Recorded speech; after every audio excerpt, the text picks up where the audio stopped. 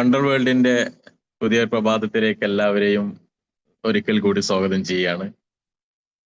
നല്ലൊരു സുദിനമാവട്ടെ എന്ന് ആശംസിക്കുന്നു. ഒരു ദിവസം ഒരു സുദീർഘമായ യാത്ര കഴിഞ്ഞ് വീട്ടിലേക്ക് മടങ്ങുമ്പോൾ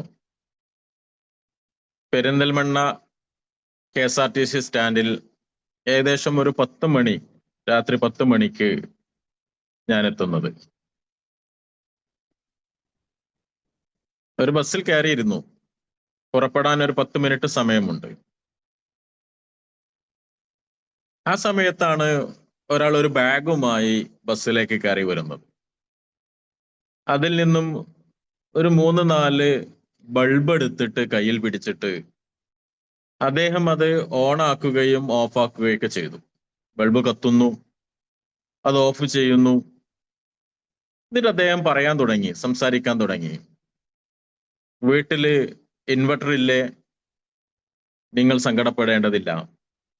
കറണ്ട് പോകുന്ന പ്രശ്നമുണ്ടോ? അതിനെക്കുറിച്ച് നിങ്ങൾ ആകുലപ്പെടേണ്ടതില്ല.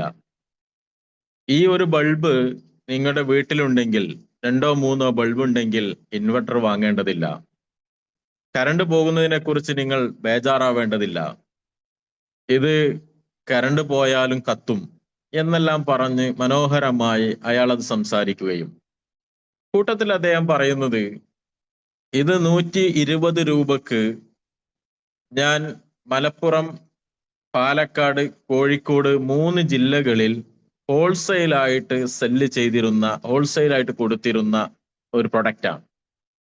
പക്ഷേ എനിക്ക് ഇന്ന് ഈ ഒരു പ്രൊഡക്റ്റ് ഈ 3 ജില്ലകളിലൂടെ ഓടി നടന്ന് വിൽക്കുന്നതിനേക്കാൾ കൂടുതൽ പണം അല്ലെങ്കിൽ കച്ചവടം ഇങ്ങനെ ബസ്സിൽ വെച്ച് കൊടുത്താൽ കിട്ടുന്നുണ്ട്. കാരണം ഞാൻ ഇത് 90 റുപ്പീസിനാണ് കൊടുക്കുന്നത്. 120 രൂപ ഹോൾസെയിലായി കൊടുത്തിരുന്ന ഈ പ്രൊഡക്റ്റ് ഞാൻ 90 റുപ്പീസിനാണ് ബസ്സിൽ കൊടുക്കുന്നത്. അതുകൊണ്ട് തന്നെ സെയിൽ കൂടുതലുണ്ട്, എനിക്ക് പണം ഉടൻ ലഭിക്കുകയും ചെയ്യും. അതുകൊണ്ട് മാത്രമാണ് ഞാൻ ഇതിങ്ങനെ കൊടുക്കുന്നത്. വളരെ കുറഞ്ഞ പീസുകൾ മാത്രമേ ബാക്കിയുള്ളൂ. ആർക്കെങ്കിലും ആവശ്യമുണ്ടെങ്കിൽ വാങ്ങാം. ഈ ഒരു കാര്യം ഈ 90 റുപ്പീസിന് കൊടുക്കുന്നതും 120 രൂപക്കായിരുന്നു ഹോൾസെയിലായി കൊടുത്തിരുന്നത് എന്നും 150-നും 160-നുമായിരുന്നു അദ്ദേഹം കൊടുത്തിരുന്ന ഷോപ്പിലെ ആളുകൾ അത് റീറ്റെയിലായി കച്ചവടം ചെയ്തിരുന്നത് എന്നും ആവർത്തിച്ച് പറഞ്ഞു. ഏകദേശം ഒരു 10-12 ആളുകളെങ്കിലും ആ ബൾബ് അയാളിൽ നിന്നും വാങ്ങി. അദ്ദേഹം ഇറങ്ങിപ്പോവുകയും ചെയ്തു. ഞാനിങ്ങനെ ചിന്തിച്ചു, രാത്രി 10 മണി സമയത്താണ് അദ്ദേഹം ഇത്രയും ബൾബ് ആ ഒരൊറ്റ 5 മിനിറ്റ് കൊണ്ട് 10 മിനിറ്റ് കൊണ്ട് കച്ചവടം ചെയ്തത്. ചില ആളുകൾ അങ്ങനെയാണ്. നമ്മൾ ഒരുപാട് കച്ചവടക്കാരെ കാണാറുണ്ട്, പ്രത്യേകിച്ച് ഇതുപോലെ ബസ്സുകളിലോ ട്രെയിനുകളിലോ അതുപോലെ തന്നെ തെരുവുകളിലെല്ലാം കച്ചവടം ചെയ്യുന്ന ആളുകൾ. അവരിലുള്ള പ്രൊഡക്റ്റ് എന്തുമാവട്ടെ, അതിനെ വളരെ മനോഹരമായി സംസാരിച്ചുകൊണ്ട് കേട്ടുകൊണ്ടിരിക്കുന്ന ആളുകളെ ഇംപ്രസ് ചെയ്ത്, ഞാൻ കൊടുക്കാൻ പോകുന്ന പണം അത് വർത്താണ് എന്ന ഒരു ഫീലിംഗ് അവരിൽ ഉണ്ടാക്കി, ആ പ്രൊഡക്റ്റിനെ കുറിച്ച് കൂടുതൽ ചിന്തിക്കുവാനോ മറ്റൊന്നും അവസരം കൊടുക്കാതെ നമ്മളെ കൊണ്ട് അത് വാങ്ങിക്കുകയും ചെയ്യുന്ന ആളുകളെ. പലപ്പോഴും ചില കച്ചവടക്കാരെ നമ്മൾ ആ പ്രൊഡക്റ്റ് വാങ്ങിയിട്ടില്ലെങ്കിൽ പോലും അവരുടെ ആ ഒരു കച്ചവടം ചെയ്യുന്ന രീതിയെ, അവരുടെ സംസാരം നമ്മളിങ്ങനെ സാഗൂതം വീക്ഷിക്കാറുണ്ട്. ഞാൻ നിൽക്കാറുണ്ട്. ഇങ്ങനെ പല വ്യത്യസ്തമായ അനുഭവങ്ങൾ നമുക്കെല്ലാം ജീവിതത്തിൽ ഉണ്ടായിട്ടുണ്ടാവാം. ഒരു ഡയറക്റ്റ് സെല്ലിംഗ് ഇൻഡസ്ട്രിയിൽ വർക്ക് ചെയ്യുന്നവർ നിലയ്ക്ക്, ഒരു ബിസിനസ് ചെയ്യുന്നവരെന്ന നിലക്ക്, ആ ഒരു മേഖലയിൽ നിൽക്കുന്നവർ നിർബന്ധമായും നമ്മുടെ പ്രൊഡക്റ്റ് വിൽക്കണമെങ്കിൽ, അത് സെല്ല് ചെയ്യണമെങ്കിൽ നമുക്കുണ്ടാവേണ്ട ഒരു പേഴ്സണൽ പെർഫോമൻസ് അനിവാര്യമാണ്. പേഴ്സണൽ പെർഫോമൻസ് ആണ് ഒരു വസ്തു എങ്ങനെ വിൽക്കണം, എത്ര വിൽക്കണം എന്ന് തീരുമാനിക്കുന്നത്. അതിന് നമുക്കുണ്ടാവേണ്ട, ഈ ഒരു മേഖലയിൽ വർക്ക് ചെയ്യുന്നവരെന്ന നിലക്ക് നമ്മൾ മനസ്സിലാക്കേണ്ട, എങ്ങനെയാണ് നമ്മുടെ പേഴ്സണൽ പെർഫോമൻസ് നമ്മൾ ഉണ്ടാക്കിയെടുക്കേണ്ടത്, അത് വളർത്തിക്കൊണ്ടുവരേണ്ടത്, ഇതിനെക്കുറിച്ചാണ് സൂചിപ്പിക്കുവാൻ ഉദ്ദേശിക്കുന്നത്.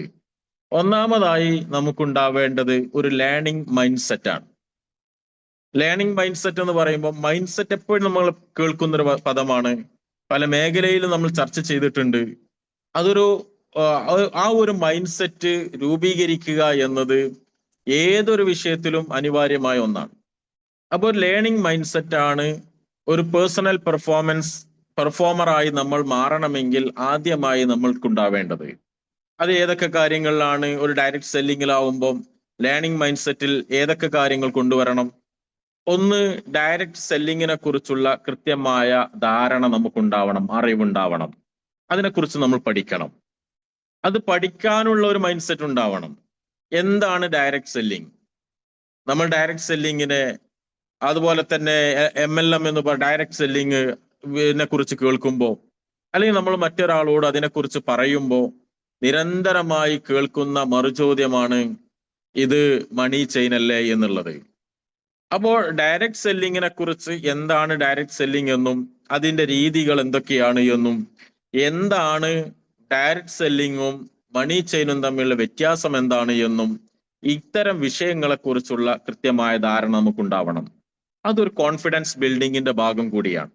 നമ്മൾ നമ്മൾ ചെയ്തുകൊണ്ടിരിക്കുന്ന ഈ ബിസിനസ്, അത് ഡയറക്റ്റ് സെല്ലിംഗ് എന്ന് പറയുന്ന ഈ ഒരു ഇൻഡസ്ട്രിയെ മറ്റുള്ളവർ വിമർശിക്കുമ്പോഴും അതിനെ മോശമായി സംസാരിക്കുമ്പോഴും അതിനെക്കുറിച്ച് അവർക്കുള്ള കൃത്യമായ ധാരണ പറഞ്ഞു കൊടുക്കണമെങ്കിൽ എന്താണ് ഡയറക്റ്റ് സെല്ലിംഗ് എന്ന് നമുക്കാദ്യം അറിയേണ്ടതുണ്ട്.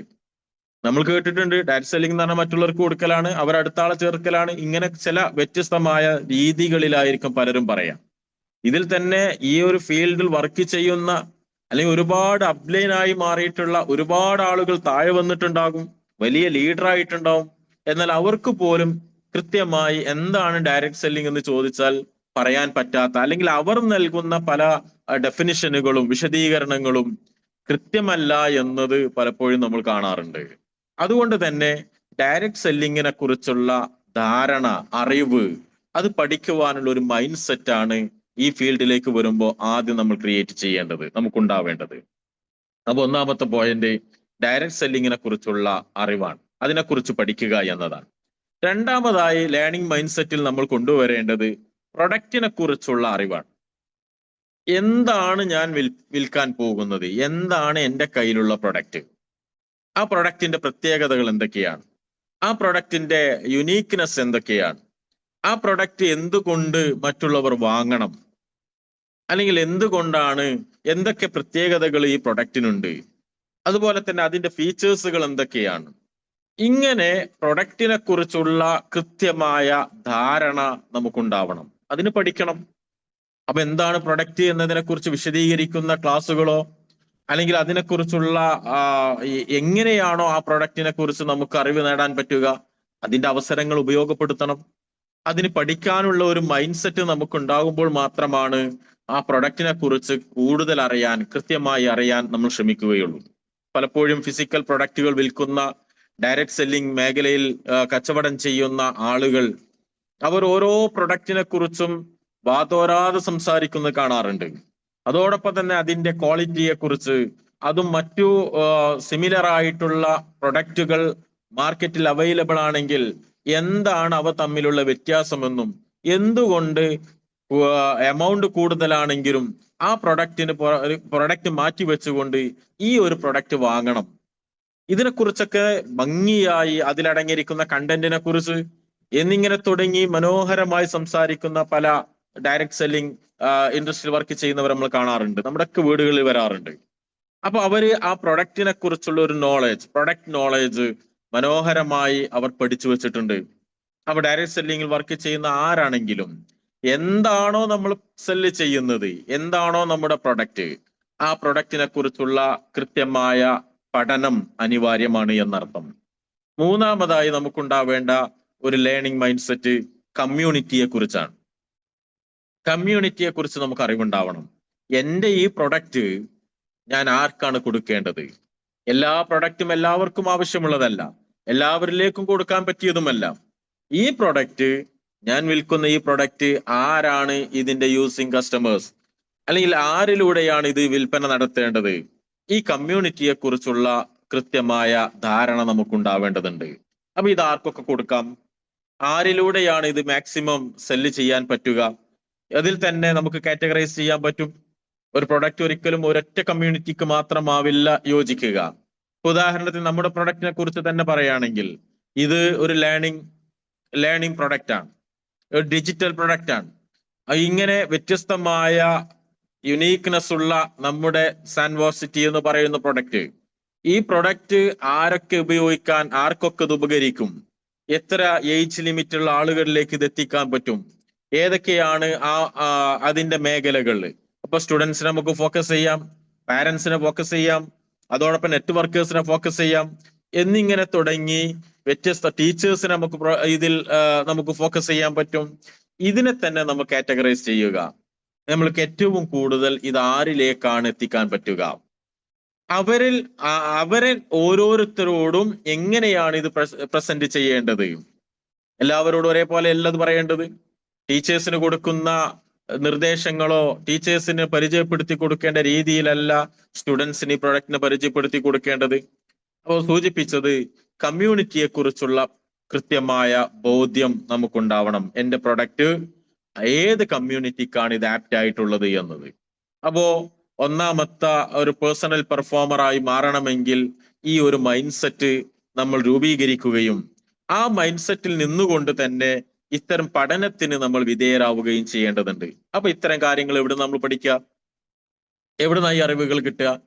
അപ്പം ഡയറക്റ്റ് സെല്ലിങ്ങിനെ കുറിച്ച് പഠിപ്പിക്കുന്ന മനോഹരമായ ധാരാളം ക്ലാസുകൾ, ട്രെയിനിങ് സെഷനുകൾ നമ്മൾ തന്നെ നടത്തുന്നുണ്ട്.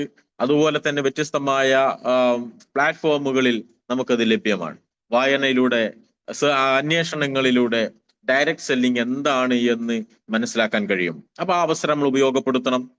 അപ്പൊ അത്തരം പഠിക്കുവാനുള്ള അവസരങ്ങളിലേക്കൊന്നും കടന്നു വരാതെ നമ്മൾ ഒരു ബിസിനസ് ചെയ്യണം, എനിക്ക് വലിയ ബിസിനസ് മാൻ ആവണം, വലിയ ധാരാളം പണം ഉണ്ടാക്കണം എന്ന് മാത്രം ചിന്തിച്ചതുകൊണ്ട് ഒരിക്കലും നമുക്ക് ബിസിനസ് മുന്നോട്ട് കൊണ്ടുപോകാൻ കഴിയില്ല. അതുകൊണ്ട് തന്നെ പഠിക്കുവാൻ കിട്ടുന്ന അവസരങ്ങളെ മാക്സിമം ഉപയോഗപ്പെടുത്തുക എന്നതാണ്. അത് നമ്മുടെ കൂടെയുള്ളവരെ കൂടി അത്തരം പ്ലാറ്റ്ഫോമുകളിലേക്ക് കണക്ട് ചെയ്യുക എന്നതുകൂടി നമ്മുടെ ബാധ്യതയാണ്. അപ്പോ പ്രൊഡക്റ്റിനെ കുറിച്ചുള്ള അറിവുണ്ടാവണം, കമ്മ്യൂണിറ്റിയെ കുറിച്ച് അറിവുണ്ടാവണം, ഡയറക്റ്റ് സെല്ലിംഗ് എന്താണെന്ന് അറിഞ്ഞിരിക്കണം. ഇതാണ് ഒന്നാമത്തെ വിഷയം. രണ്ടാമത്, ഒരു പേഴ്സണൽ പെർഫോമറായി മാറണമെങ്കിൽ നമുക്കുണ്ടാവേണ്ടത് ഒരു പ്രസന്റേഷൻ സ്കില്ലാണ്.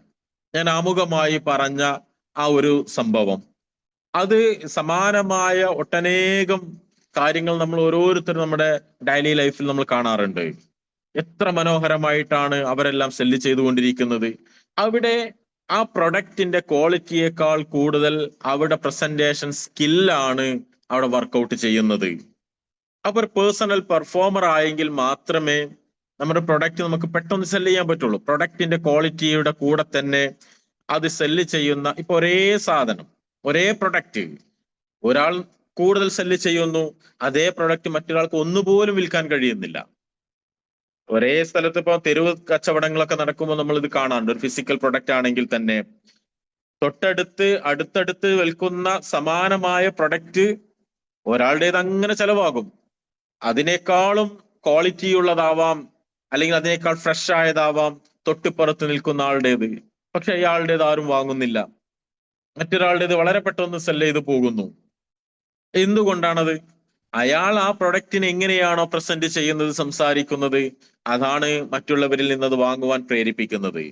ആ ഒരു പ്രൊഡക്റ്റ് എനിക്ക് അനിവാര്യമാണ് എന്നും, ഇത് ഇപ്പോൾ വാങ്ങിയാൽ മാത്രമേ എനിക്കിത് ലഭിക്കൂ എന്നും, ഈ ഒരു എമൗണ്ട് ഇപ്പോൾ ഞാനിത് വാങ്ങിയിട്ടില്ലെങ്കിൽ എനിക്ക് പിന്നെ ഈ ഒരു അവസരം ലഭിക്കില്ല എന്നും ശ്രോതാവിൽ, കസ്റ്റമറിൽ ആ ഒരു ഫീലിംഗ് ഉണ്ടാക്കാൻ അയാളുടെ സംസാരവും പെരുമാറ്റവും അയാളുടെ ബോഡി ലാംഗ്വേജും അയാൾ ഉപയോഗിക്കുന്ന വാക്കുകളും ഒക്കെ ആ രീതിയിലാക്കി മാറ്റുമ്പോൾ ഇത് ഞാൻ ഇപ്പൊ വാങ്ങണം, ഇല്ലെങ്കിൽ കഴിഞ്ഞു പോകും. നമ്മൾ ഓൺലൈൻ പ്ലാറ്റ്ഫോമുകളിലേക്ക് നോക്കൂ, ബെസ്റ്റ് സെല്ലിംഗ് പ്രൊഡക്റ്റ് ആയിട്ട് ചില പ്രൊഡക്റ്റുകളെ കാണിക്കും, ബെസ്റ്റ് സെല്ലിംഗ് എന്നാണ് കൊടുക്കുക. അപ്പോ എന്നിട്ടോ അതിൽ 70%, 60% ഓഫർ കാണിക്കും. എന്നിട്ട് അതിന്റെ താഴെ കൊടുക്കും 1 ലെഫ്റ്റ് അല്ലെങ്കിൽ 2 ലെഫ്റ്റ്.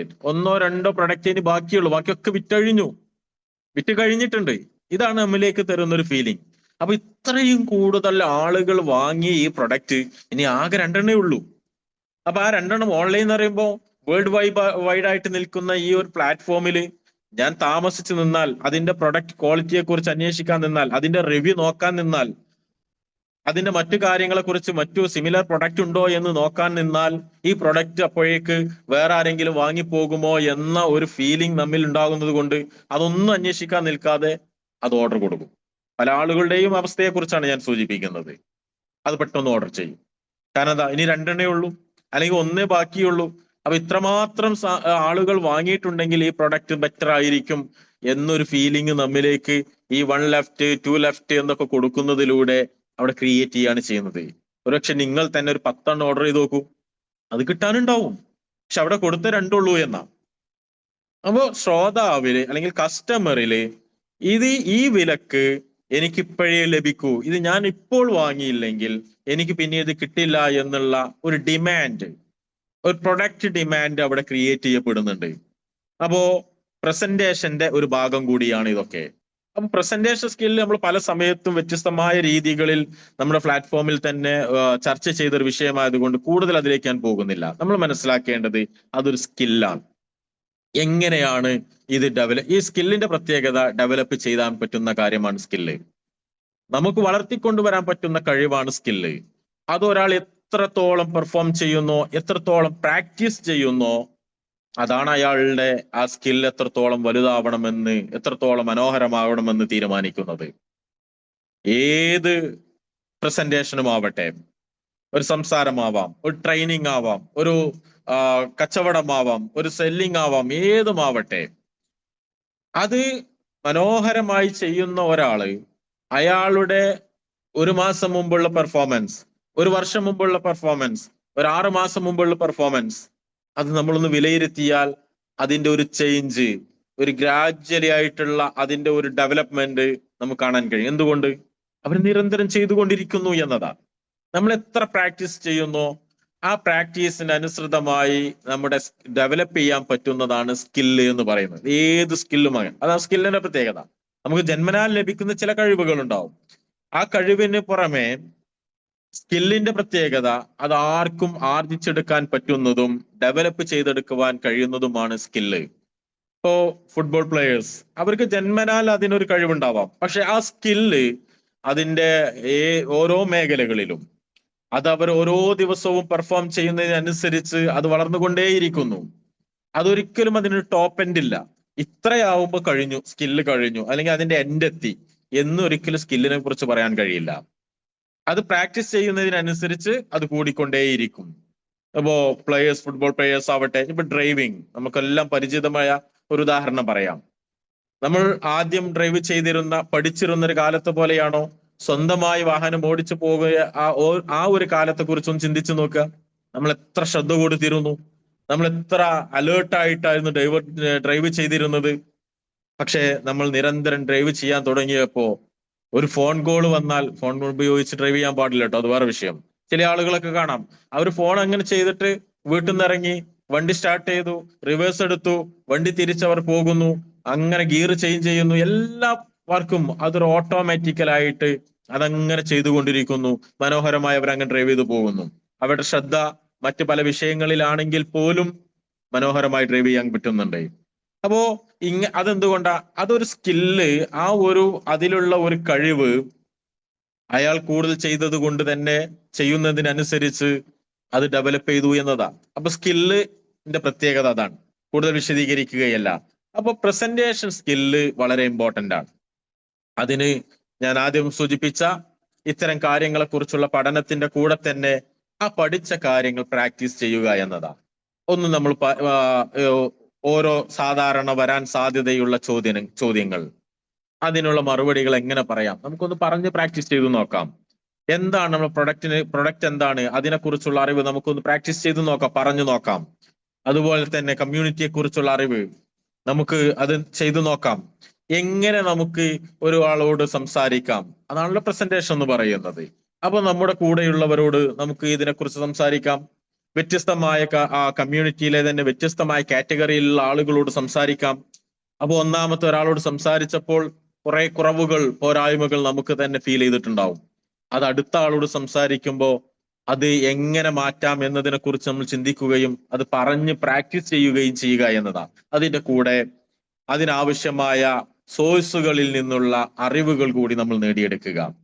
ഇനി മൂന്നാമത്തെ വിഷയം, ഒരു പേഴ്സണൽ പെർഫോമർ ആവണമെങ്കിൽ നമുക്കുണ്ടാവേണ്ട മറ്റൊരു സ്കില്ലാണ് ലീഡർഷിപ്പ് സ്കിൽ എന്ന് പറയുന്നത്. ഈ ലീഡർഷിപ്പ് സ്കില്ലും പ്രസന്റേഷൻ സ്കില്ലും റിലേറ്റഡ് ആണ്. ഒരു ലീഡർ ആവണമെങ്കിൽ അയാൾക്ക് ഉണ്ടാവേണ്ട കുറെ ക്വാളിറ്റികളുണ്ട്. താൻ ആദ്യം ഡയറക്ട് സെല്ലിങ്ങിൽ ആദ്യം ജോയിൻ ചെയ്ത ഒരാളുടെ താഴെ ഒരു പക്ഷെ കുറെ ആളുകൾ വന്നേക്കാം. അതുകൊണ്ട് ഒരിക്കലും ഒരാൾ ലീഡർ ആവണമെന്നില്ല. എന്റെ താഴെ ഒരു 20 ആളുകൾ ജോയിൻ ചെയ്തു എന്നതുകൊണ്ട് ഞാനൊരു ലീഡർ അല്ല, ഞാൻ അയാളുടെ അപ്ലൈൻ മാത്രമേ ആകുന്നുള്ളൂ. ഞാനൊരു ലീഡർ ആവണമെങ്കിൽ എന്റെ താഴെ വന്നവർ എന്നെ ഒരു ലീഡറായി പരിഗണിക്കണമെങ്കിൽ എനിക്ക് ചില ക്വാളിറ്റികൾ ഉണ്ടാവണം, എനിക്ക് ചില കഴിവുകൾ ഉണ്ടാവണം. ആ കഴിവുകളും ആ സ്കില്ലുകളും ഞാൻ ആർജിക്കുകയും ആ രീതിയിൽ എൻ്റെ ടീമിനെ മെയിൻറ്റെയിൻ ചെയ്യാനും എൻ്റെ കൂടെയുള്ളവരെ കൊണ്ടുപോകുവാനും കഴിയുമ്പോൾ മാത്രമാണ് ഞാനൊരു നല്ല ലീഡറായി മാറുക. അപ്പൊ ലീഡർഷിപ്പിന്റെ ഒരുപാട് ലീഡർഷിപ്പ് സ്കില്ലിനെ കുറിച്ച് നമ്മൾ പലപ്പോഴും കേട്ടതാണ്. എങ്കിലും അതിൽ ഇമ്പോർട്ടന്റ് ആയി നമുക്കുണ്ടാവേണ്ടതാണ് ഒന്ന് ടീം ബിൽഡിംഗ് എന്ന് പറയുന്നത്. ലീഡർഷിപ്പ് സ്കില്ലിൽ നിർബന്ധമായും ഉണ്ടാവേണ്ട ഒന്നാണ് ടീം ബിൽഡിംഗ്. ഒരു ടീമിനെ എങ്ങനെ വാർത്തെടുക്കാം? ഒരു ടീമിൽ വന്നിരിക്കുന്ന, നമ്മുടെ താഴെ വന്നിരിക്കുന്ന 10 ആളുകളാണെങ്കിൽ ആ 10 പേരും 10 സ്വഭാവക്കാരും 10 പ്രകൃതക്കാരും 10 രീതിയിലുള്ള ആളുകളായിരിക്കാം, 10 മേഖലകളിൽ നിൽക്കുന്നവരായിരിക്കാം. അവരുടെ ഓരോന്നും വ്യത്യസ്തമായിരിക്കും. പക്ഷേ ഈ 10 ആളുകളെയും ഒന്നായി കൊണ്ടുപോകുവാൻ, ഒരു ടീമായി ബിൽഡ് ചെയ്തെടുക്കുവാൻ നമുക്ക് കഴിയുക എന്നതാണ് ഒരു ലീഡർഷിപ്പ് സ്കിൽ എന്ന് പറയുന്നത്. അതിന് അനിവാര്യമായ ഒരുപാട് കാര്യങ്ങളുണ്ട്. കമ്മ്യൂണിക്കേഷൻ വളരെ ഇമ്പോർട്ടന്റ് ആണ്. കമ്മ്യൂണിക്കേഷനിൽ തന്നെ ആ കമ്മ്യൂണിക്കേഷന്റെ മറ്റു ഭാഗങ്ങൾ നമ്മൾ പല സമയത്തും ചർച്ച ചെയ്താണെങ്കിൽ അല്ലെങ്കിൽ നമുക്ക് വീണ്ടും ചർച്ച ചെയ്യാവുന്നതുമാണ്. അപ്പോ ഒരു ടീമിനെ ബിൽഡ് ചെയ്തെടുക്കുവാനുള്ള കപ്പാസിറ്റി ഉണ്ടാവണം. എന്റെ കൂടെ 10 ആൾ ജോയിൻ ചെയ്തു, ആരെയും എനിക്ക് വിളിച്ചാൽ കിട്ടില്ല, ഞാൻ വിളിച്ചാൽ ആരും വരുന്നില്ല, അവരെ ഒന്നിച്ചു കൊണ്ടുപോകാൻ എനിക്ക് പറ്റുന്നില്ല എന്ന് പറഞ്ഞാൽ ആ ജോയിൻ ചെയ്തവരുടേതല്ല കുഴപ്പം. എന്നാൽ അതേ എന്റെ കൂടെയുള്ള മറ്റൊരു ലീഡറുടെ കൂടെ ഒട്ടനേകം ആളുകൾ, 50ഉം 100ഉം ആളുകളെ എല്ലാം മനോഹരമായി കൊണ്ടുപോകാൻ അയാൾക്ക് സാധിക്കുന്നുണ്ടെങ്കിൽ അത് അയാളുടെ കഴിവാണ്. അയാൾക്ക് ലീഡർഷിപ്പ് ക്വാളിറ്റി ഉള്ളത് കൊണ്ടാണ് അദ്ദേഹത്തിന് അത് സാധിക്കുന്നത്. അപ്പൊ ഒന്നാമതായി ഉണ്ടാവേണ്ടത് ടീം ബിൽഡിംഗ് ആണ്. ഈ ടീം ബിൽഡിങ്ങിൽ നമ്മൾ ശ്രദ്ധിക്കേണ്ടത് ഇതുപോലെയുള്ള കമ്മ്യൂണിക്കേഷൻ പോലെ അവരെ ഒന്നിച്ചു കൊണ്ടുപോകുന്ന കുറെ കാര്യങ്ങൾ, അതെല്ലാം ഉണ്ടാകുമ്പോഴാണ് ഒരു ടീമിനെ നമുക്ക് ബിൽഡ് ചെയ്തെടുക്കുവാൻ പറ്റുക. രണ്ടാമത്തത് ഒരു ട്രെയിനിങ് സ്കില്ലാണ്. എന്ന് പറഞ്ഞാൽ ഒരു ടീം എംപവർമെന്റ് ആണ്. ടീം എംപവർമെന്റ് എന്ന് പറയാം. ഒരു ടീമിനെ എങ്ങനെ എംപവർ ചെയ്തെടുക്കാം, അതൊരു ട്രെയിനിങ്, അതിന്റെ ഒരു ഭാഗം കൂടിയാണ്. ഒന്നാമത്തെ ടീം ബിൽഡിംഗ് ആണ്, രണ്ടാമത്തെ ടീം എംപവർമെന്റ്. ഈ ടീമിനെ എംപവർ ചെയ്തെടുക്കണമെങ്കിൽ നമ്മുടെ ഇടപെടലുകൾ അനിവാര്യമാണ്. അഥവാ എങ്ങനെയാണ് അവർക്ക് ആവശ്യമായ ട്രെയിനിങ്ങുകളും ഈ ഇൻഡസ്ട്രിയിൽ വർക്ക് ചെയ്യുമ്പോൾ, ഈ ഫീൽഡിൽ നിൽക്കുമ്പോൾ അവർക്ക് കിട്ടേണ്ട കഴിവുകൾ, സ്കില്ലുകൾ അത് ഡെവലപ്പ് ചെയ്തെടുക്കുവാൻ ഒരു ടീം ലീഡർ എന്ന രീതിയിൽ നമ്മിൽ നിന്നും ഉണ്ടാവേണ്ട ഇടപെടലുകളാണ്. അവർക്ക് ആവശ്യമായ സ്കില്ലുകൾ ഡെവലപ്പ് ചെയ്തെടുക്കുവാനുള്ള അവസരങ്ങൾ ഉണ്ടാക്കി കൊടുക്കുക. അതോടൊപ്പം തന്നെ നമ്മിലുള്ള കഴിവുകൾ, ആ കഴിവുകൾ നമ്മൾ അവർക്ക് കൂടി പകർന്നു കൊടുക്കുക. അതേപോലെ തന്നെ നമ്മൾ ട്രെയിൻ ചെയ്യുവാനുള്ള, അവരുടെ താഴെ മറ്റൊരു ടീമിനെ ബിൽഡ് ചെയ്തെടുക്കുവാനുള്ള, അവർക്ക് ആവശ്യമായ ട്രെയിനിങ്ങുകൾ കൊടുക്കുവാനുള്ള ആ ഒരു ട്രെയിനിങ് കപ്പാസിറ്റി അതും അവരിൽ തന്നെ ഉണ്ടാക്കിയെടുക്കുവാൻ, ഒരു പ്രസന്റേഷൻ സ്കില്ല് അവരിൽ വളർത്തിയെടുക്കുവാൻ അതിന് മുൻകൈ എടുക്കുക എന്നതും ഒരു ടീം ലീഡറുടെ ബാധ്യതയാണ്. അപ്പൊ സ്വന്തം ടീമിനെ ഡെവലപ്പ് ചെയ്തെടുത്തു, അവരെ എംപവർ ചെയ്യുവാൻ ആവശ്യമായ, അവർക്ക് എന്തൊക്കെ കാര്യങ്ങളാണ്, ഓരോരുത്തരുടെയും പ്രശ്നം എന്താണെന്ന് മനസ്സിലാക്കുവാനും, ഏത് മേഖലയിലാണ് അവർ പ്രയാസം അനുഭവിക്കുന്നത്, ഒരു പ്രസന്റേഷനിൽ അവർ പ്രയാസം അനുഭവിക്കുന്നുണ്ടോ, പ്രൊഡക്റ്റ് നോളജിൽ അവർക്ക് പ്രയാസമുണ്ടോ, നമ്മുടെ ബിസിനസ് നമ്മൾ എടുത്തോളം അതിന്റെ പ്ലാൻ പ്രസന്റ് ചെയ്യുന്നതിൽ അവർക്ക് പ്രയാസമുണ്ടോ, പ്ലാൻ അവർക്ക് തന്നെ മനസ്സിലാവാത്ത വിഷയമുണ്ടോ, എങ്കിൽ ആദ്യം അവരത് പഠിപ്പിക്കണം. അത് മറ്റുള്ളവർക്ക് പഠിപ്പിക്കുവാൻ ആവശ്യമായ ട്രെയിനിങ്ങുകൾ കൊടുത്തുകൊണ്ട് അവരെ വാർത്തെടുക്കുക എന്നതും ഒരു ടീം എംപവർമെന്റിന്റെ ഭാഗമായി, ഒരു ലീഡർഷിപ്പ് സ്കില്ലിന്റെ ഭാഗമായി ഒരു ലീഡറുടെ ഭാഗത്തുണ്ടാവേണ്ടതാണ്. മൂന്നാമതായി ഉണ്ടാവേണ്ടതാണ് മാനേജ്മെന്റ് സ്കില്ല്. ഈ ടീമിനെ മാനേജ് ചെയ്തു പോകുവാനുള്ള ടീം മാനേജ്മെന്റ് എന്ന് പറയുന്ന ഒരു കഴിവ്, ഞാൻ ആദ്യം സൂചിപ്പിച്ച ഡെവലപ്മെന്റിന്റെ ഭാഗമായി അല്ലെങ്കിൽ അതിന്റെ കൂടെ ഇത് മൂന്നും ഒന്നിച്ചു കൊണ്ടുപോവേണ്ടതാണ് ഒരു ലീഡർഷിപ്പ് ക്വാളിറ്റിയുടെ ഭാഗമായിട്ട്. അപ്പൊ അവിടെ അവരെ മാനേജ് ചെയ്യുക എന്ന് പറഞ്ഞാൽ, ഞാനൊരു സുപ്രീം അതോറിറ്റിയായി നിന്നുകൊണ്ട് ഞാനൊരു ലീഡറാണ്, എന്റെ താഴെയാണ് നിങ്ങളെല്ലാം എന്ന് പറഞ്ഞുകൊണ്ട് ആ ഒരു മൈൻഡ് സെറ്റോട് കൂടി ആജ്ഞാപിക്കുകയും അല്ലെങ്കിൽ അത്തരത്തിലുള്ള കാര്യങ്ങൾ ഓരോന്നിങ്ങനെ നിർദ്ദേശിക്കുകയും അത് അവർ ചെയ്തില്ലെങ്കിൽ അവരെ ചോദ്യം ചെയ്യുകയും ആ രീതിയിലുള്ള കാര്യങ്ങളല്ല നമ്മിൽ നിന്നുണ്ടാവേണ്ടത്. ഒരു ടീമിനെ മനോഹരമായി കൊണ്ടുപോവാൻ, നമ്മുടെ കൂടെ നിർത്താൻ ഏതൊക്കെ രീതിയിൽ നമുക്ക് കാര്യങ്ങൾ ചെയ്യാൻ കഴിയും എന്നതിനെ കുറിച്ച് നമുക്ക് ബോധമുണ്ടാവണം. അത് നമുക്ക് എവിടുന്നാ കിട്ടുക? നമ്മുടെ ലീഡേഴ്സ്, നമ്മൾ നല്ല ലീഡറായി കാണുന്ന ആളുകളുണ്ടാവും, നമ്മുടെ മുന്നിൽ ഉണ്ടായിരുന്ന ആളുകളുണ്ടാവും.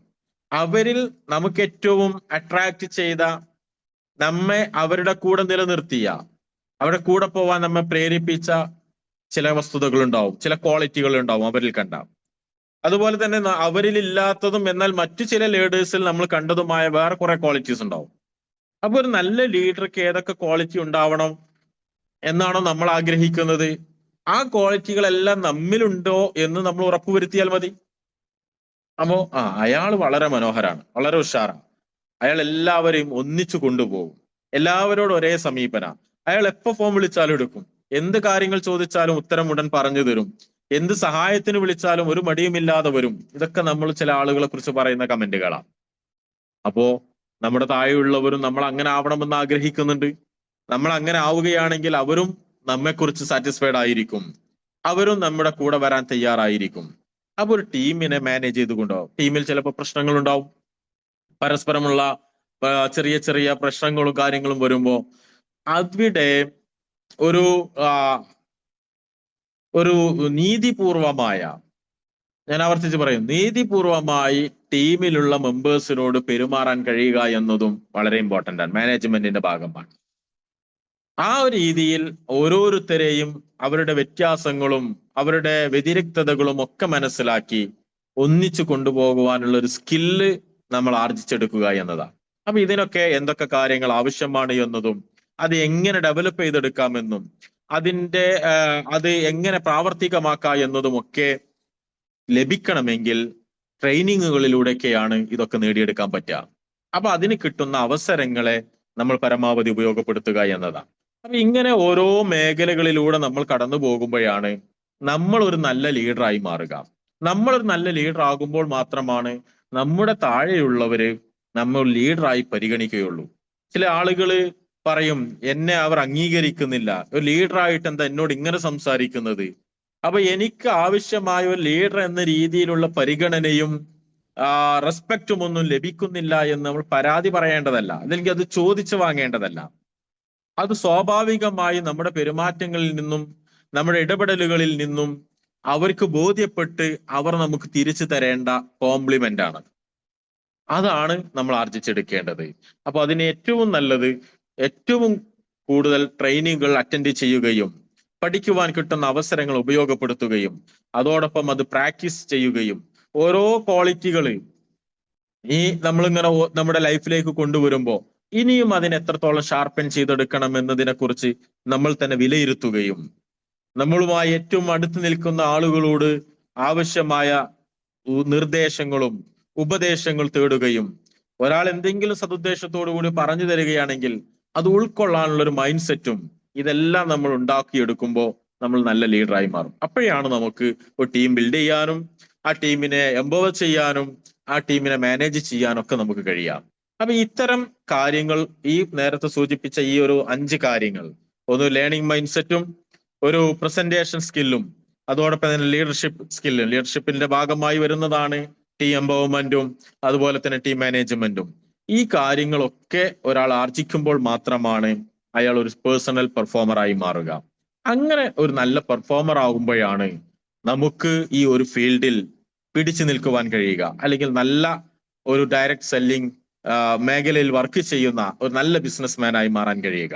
ഇതൊക്കെ ഉള്ളവരിലും ഇല്ലാത്തവരിലും അവരുടെ ബിസിനസിന്റെ ഗ്രോത്ത് അല്ലെങ്കിൽ അതിന്റെ ഡെവലപ്മെന്റ് നമ്മൾ വിലയിരുത്തുമ്പോൾ ആ ഗ്രാഫ് ഭയങ്കര വ്യത്യാസമായി കാണാൻ കഴിയും. ഒരേ ഇൻഡസ്ട്രിയിൽ ഒരേ പ്രൊഡക്റ്റ് അതൊക്കെ ചെയ്യുന്ന ആളുകൾ ചിലർ ഒരുപാട് സമ്പാദിക്കുന്നു, മറ്റു ചിലർക്ക് ഒന്നും നേടാൻ കഴിയുന്നില്ല. അവരെന്തിനെ കുറിച്ച് കുറ്റം പറയും? ഒന്നുകിൽ പ്രൊഡക്റ്റിനെ കുറ്റം പറയും, അല്ലെങ്കിൽ കമ്പനിയെ കുറ്റം പറഞ്ഞുകൊണ്ടിരിക്കും, അല്ലെങ്കിൽ വേറെന്തെങ്കിലും കാരണങ്ങളുണ്ടോ കമ്മ്യൂണിറ്റിയെ കുറ്റം പറയും. എന്താ അറിയില്ല, ആർക്കും ഒന്നും താല്പര്യമില്ല. എത്ര പറഞ്ഞിട്ട് എന്താ, അവരൊന്നും വാങ്ങുന്നില്ല, ഈ പ്രൊഡക്റ്റിനൊന്നും അവർക്ക് ആർക്കും ആവശ്യമില്ല എന്നിങ്ങനെ കമ്മ്യൂണിറ്റിയെ കുറ്റം പറയും. വേറെ ചില ആളുകൾ പ്രൊഡക്റ്റിനെ കുറ്റം പറയാം. ഇത് നല്ല പ്രൊഡക്റ്റ് അല്ല കേട്ടോ, ഇത് വേണ്ടില്ലായിരുന്നു. പക്ഷെ ഈ സമാനമായ അല്ലെങ്കിൽ സെയിം പ്രൊഡക്റ്റ് കൊണ്ടാണ്, സമാനമായതല്ല സെയിം പ്രൊഡക്റ്റ് കൊണ്ടാണ് മറ്റു ചിലർ ഒരുപാട് ബിസിനസ് ചെയ്യുന്നത്. അപ്പൊ പ്രൊഡക്റ്റ് അല്ല കുഴപ്പം, കമ്മ്യൂണിറ്റി അല്ല കുഴപ്പം. അപ്പൊ നമ്മൾ എങ്ങനെ പെർഫോം ചെയ്യുന്നു, പ്രസന്റ് ചെയ്യുന്നു എന്ന് തന്നെയാണ് ഇതിന്റെ ഏറ്റവും നിദാനം. അതുകൊണ്ട് തന്നെ കൂടുതൽ പഠിക്കാൻ കിട്ടുന്ന അവസരങ്ങളെ മാക്സിമം പ്രയോജനപ്പെടുത്തി നമുക്ക് ഒരു സംശയവും നമ്മൾ ചെയ്യുന്ന ബിസിനസ് ചെയ്യുന്ന വിഷയത്തെക്കുറിച്ച്, പ്രൊഡക്റ്റിനെ കുറിച്ച് നമുക്കൊരു സംശയം ഉണ്ടാവാൻ പാടില്ല. നമുക്കതിന്റെ ക്വാളിറ്റിയെ കുറിച്ച് ഡൗട്ട് ഉണ്ടാവാൻ പാടില്ല. നമുക്കതിന്റെ പെർഫോമൻസിനെ കുറിച്ച് നമുക്ക് സംശയം ഉണ്ടാവാൻ പാടില്ല. അപ്പോഴേ നമുക്ക് അത് വിൽക്കാൻ കഴിയുകയുള്ളൂ എന്നർത്ഥം. നമുക്ക് ആദ്യം അതിൽ കോൺഫിഡൻസ് ഉണ്ടാവണം. ഇത് ഏറ്റവും യുണീക്ക് ആയിട്ടുള്ള പ്രൊഡക്റ്റ് ആണ് എന്നും, ഇത് ആവശ്യമായ ആളുകൾക്ക് ആവശ്യമായ പ്രൊഡക്റ്റ് ആണ് എന്നും, ഇതിലൂടെ ആളുകൾക്ക് ഉപകാരമുള്ളത് മാത്രമാണ് ഞാൻ കൊടുക്കുന്നത് എന്നും നമുക്കൊരു വിശ്വാസവും കോൺഫിഡൻസ് ഉണ്ടാകുമ്പോഴാണ് അത് മറ്റുള്ളവരിലേക്ക് കൊടുക്കാൻ നമുക്ക് കഴിയാം. മറ്റത് ഒരു സാധനം ഉണ്ടായിരുന്നു, നമുക്ക് തന്നെ അറിയാം, പല ആളുകളും പല ഏത് വിഷയം എടുത്താലും